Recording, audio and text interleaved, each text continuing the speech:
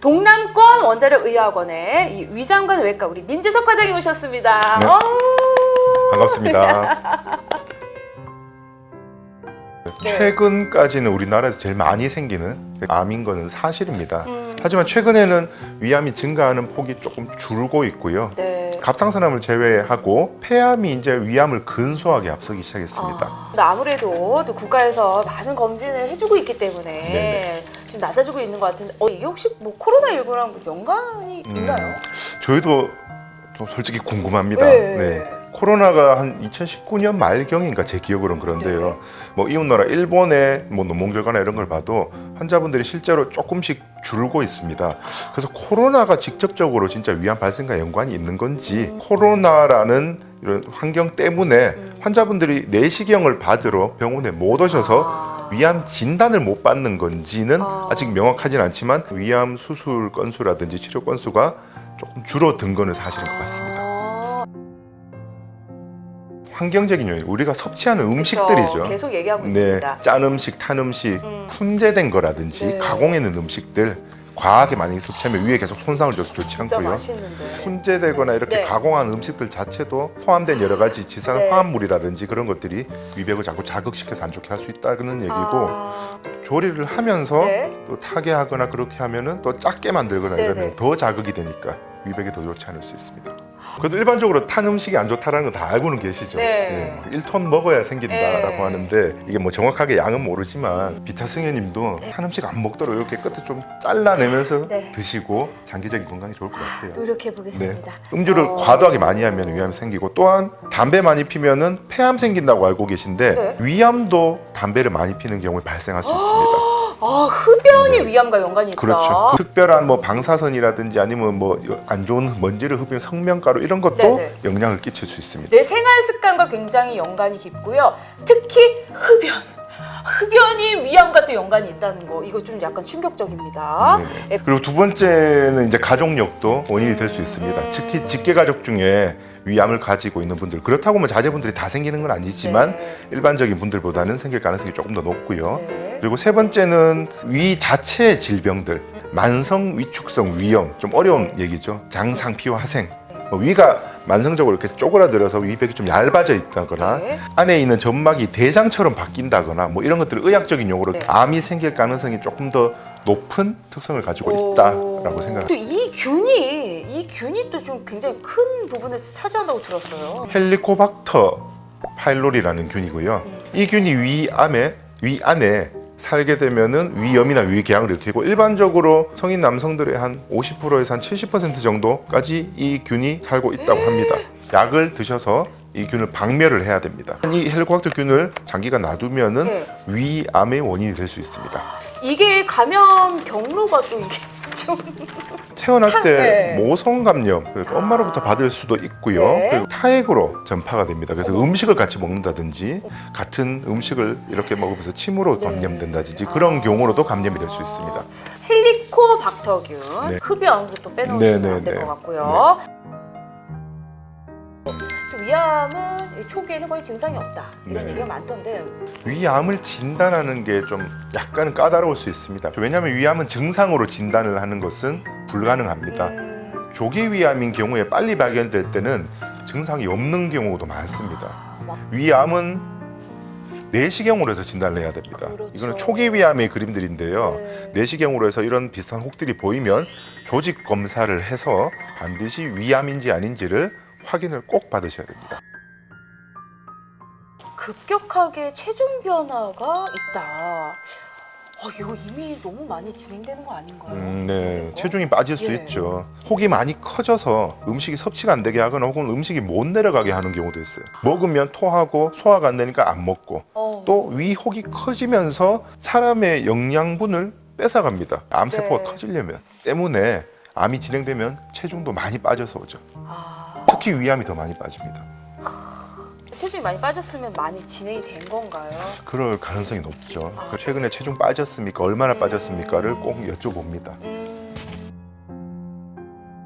단 한 가지죠. 이제 내시경 검사를 늦게 받으셔서 그런 거예요. 역시. 내시경으로만 조직 검사로 진단을 할 수 있기 때문에 네.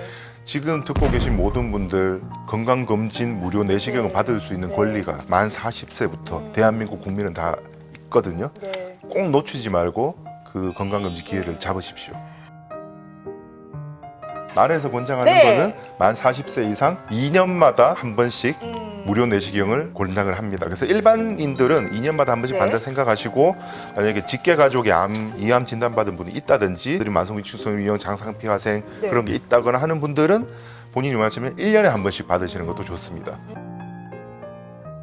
예, 암 적정성 평가라는 게 있습니다. 1등급으로 평가를 받는 기관들은 암 치료를 안전하게 받을 수 있는 기준 중에 하나라고 생각을 합니다. 네. 뭐 또 본인이 원하는 네. 병원에 가셔야 되겠죠. 네. 예, 본인이 원하는데 가시는데 그것마저 결정하기 힘드시겠다 하면 멀리 가실 필요는 없고 암이라는 거는 굉장히 한 몇 년 동안 네. 5년 이상 동안 계속 병원 왔다 갔다 하면서 치료를 하셔야 되는 병이기 때문에 좀 되도록 가까운 병원에 다니시라고 그렇게 추천을 드립니다. 원자력병원에서도 네. 예, 혹시 위암 공개해 주실 수 적정성 있나요? 평가도 네. 적정성 평가 이후로 계속 1등급을 받고 있습니다. 오. 저희 동락원자력의학원에도 안심하고 네. 위암 치료를 받으실 수 있습니다. 아, 네. 저도 빈속에 커피를 굉장히 자주 먹고 아침에 눈 뜨자마자 빈속에 커피 먹거든요. 그리고 매운 음식 굉장히 좋아하거든요. 이 두 가지가 진짜 위에 많이 나쁜가요? 빈속에 먹으면 확실히 나쁘죠. 이렇게 먹으면 위암을 직접적으로 일으킨다 이런 네. 것보다는 커피하고 매운 음식은 역류성 식도염에는 확실히 증명이 되어 있어요. 먹으면 이게 위산이 많이 분비되기 때문에 그 많이 분비된 네. 위산들이 식도 쪽으로 이렇게 거꾸로 역류돼서 올라오는 거죠. 네. 그러면 매운 음식 먹을 때 우유를 그러면 자주 먹는다고 아, 하는데 이건 네. 괜찮은 건가요? 우유에 대한 질문도 생각보다 많이 받습니다. 네, 네, 네. 이렇게 TV 광고 보면 우유가 내려가면서 위액을 딱 감쌀 것 같아서 네. 위가 안전하게 네. 보호되고 맞아요. 이렇게 생각을 네. 하시는데 이제 우유를 먹고 난 후에 시간이 지나면 우유 안에 단백질이라든지 칼슘이라든지 이런 영양분이 많은데 아. 그거를 소화시키기 위해서 위산은 분비를 많이 하기 때문에 시간 지나면 우유가 오히려 위염을 좀 일으키거나 위를 더 속을 좀 더 쓰리게 할 수도 있습니다. 그리고 개인적으로 우유는 그렇게 권하진 않습니다. 아.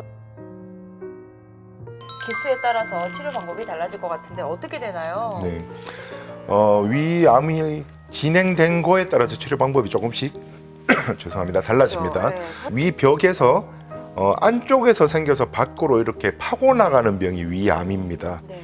굉장히 초기에 점막에만 위암이 묻어 있는 경우, 크기도 작고 궤양도 없고 암세포 모양도 괜찮은 편에 속하고 하는 경우에는 내시경으로 이렇게 올가미처럼 떼내거나 아니면 내시경으로 포 뜨듯이 이렇게 도려내는 네. 내시경 시술로도 치료가 끝날 수 있습니다. 최근에 가장 많이 하는 게 점막하 절제술이라고 네. 이렇게 내시경으로 하는, 이건 위 안을 보시는 겁니다.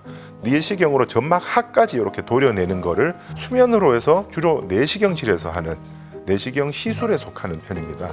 이 내시경 시술로 하시면 환자분들이 합병증도 아무래도 확실히 줄고 또 회복도 빠른 편에 있죠. 근데 네, 이것보다 조금 더 진행이 되기 시작합니다. 네. 크기가 커지거나 깊이가 네. 깊어지면 위 주위에 암세포가 빠져나갈 가능성이 있다라고 저희는 생각을 하고요. 위 주위에 있는 조직까지 암세포를 광범위하게 제거하는 위 절제 수술이 필요합니다. 제일 작게 제거하는 게 한 5, 60%, 크기가 크거나 하는 경우에는 위를 더 많이 제거를 해야 되고 남아있는 위를 십이지장이나 소장으로 이렇게 연결하는 전신마취 수술을 하게 됩니다. 최근에는 복강경 수술로 거의 조기 위암을 많이 수술합니다. 복강경 수술이란 거는 상처를 작게 하는 수술인데요. 복강경 위절제술하는 상처가 작기 때문에 환자분들 회복도 빠르고 상처 감염 같은 합병증도 덜 생기고 지금 보시다시피 결복술에 비해서 상처가 굉장히 작죠. 지금 위에 사진이 이제 복강경이고 그렇죠. 아래가 이제 완전 개복술이었을 때 상처 네네. 부위 자체가 몇 배의 차이가 나네요. 네네네. 그 약을 먹고 치료를 했는데 다음번 내시경 때 또 검출이 됐다는 거 하네요. 네네. 헬리코박터균이 다시 생기는 이유와 이렇게 자꾸 생기는 경우 암 발생이 뭐 발병률이 높아지는 건지. 헬리코박터균을 네. 치료하는 방법은 먹는 약을 드시는 겁니다. 네. 그거를 몇 주간 먹고 난 후에 보통 이제 다시 검사를 하는데 많게는 70%, 작게는 60% 정도의 균만 멸균이 됩니다. 남아 있는 경우에는 약을 확 바꿔서 2차 치료를 하게 됩니다. 2차적으로 항생제를 또 다른 약으로 먹어서 드시고 또 몇 주 후에 또 헬리코박터균 남아 있나 없나 최종적으로 또 2차 치료까지 했는데도 남아 있는 경우가 있습니다. 모든 헬리코박터 균이 약을 항생제를 먹는다고 100%다 죽지는 않습니다. 아무래도 그 원인은 그 균들이 항생제를 이길 수 있는 힘을 갖고 있는 균들도 간혹은 있거든요. 이제 자주 검사를 해보고 혹시나 헬리코박터 균이 남아 있을 수 있는 게 나쁜 영향을 끼칠 수 있는지 내시경 검사를 조금 더 적극적으로 하셔야 됩니다. 아, 네. 혹시 이게 암으로 진행이 될 수도 있기 때문에 좀 관리가 필요하다는 그런 말씀이시죠. 그렇죠. 완치가 되면 또 옮을 수도 있어요. 또 생길 수도 있죠. 네. 이게 우리가 어떻게 좀 위암으로부터 예방해 볼 수 있을까? 알 것 같아. 안 들래. 싣고 들어갈 것 같아. 현실적으로 제가 실천하고 있는 건 네. 있죠. 네. 첫 번째 좀 신선한 과일, 야채, 비타민 풍부한 특히 네. 비타민 C가 위벽을 튼튼하게 만들어주거든요. 네. 두 번째 짠 음식, 탄 음식 최대한 자제하기. 네네. 그것도 저도 노력합니다. 최대한 안 짜게 먹으려고 하고 고기 기다리면 못 먹습니다. 인정, 타기 전에 인정. 빨리빨리 네. 드시고 네. 다채로운 식단으로 균형 잡힌 식사하기. 그다음에 금연하기. 저도 대학 때부터 해서 담배를 계속 폈었는데 5년 전부터 제가 담배를 끊었어요. 근데 금연하기는 반드시 필요할 거라 생각하고요. 네. 술은 최근에는 술도 아예 먹지 마라라고 네. 하는데 이렇게 해도 우리가 위암을 100% 다 예방할 수는 없어요. 그게 제일 답답하고 안타깝죠. 제일 중요한 거는 듣고 계신 시청자 모든 분들 다 네. 고난이 있으신 건강검진, 무료 내시경 굉장히 중요합니다. 진짜요. 정기적으로 이 건강 검진을 이용해 보는 거 진짜 이거는 아무리 100번, 1000번 말해도 지나치지 않습니다. 이건 좀 하나 정도는 챙겨 드셔라 하는 뭐. 신선한 과일, 채소죠. 야채. 네. 이거는 의학적으로도 증명된 거라서요. 그 영양제의 어떤 뭐 이렇게 가공된 식품보다도 원재료로 그렇죠. 영양소를 좀 섭취해 보시는 게 또 건강을 유지하는 좋은 방법이 아닐까. 건강한 한 주 보내시고요. 다음 주에 만나요.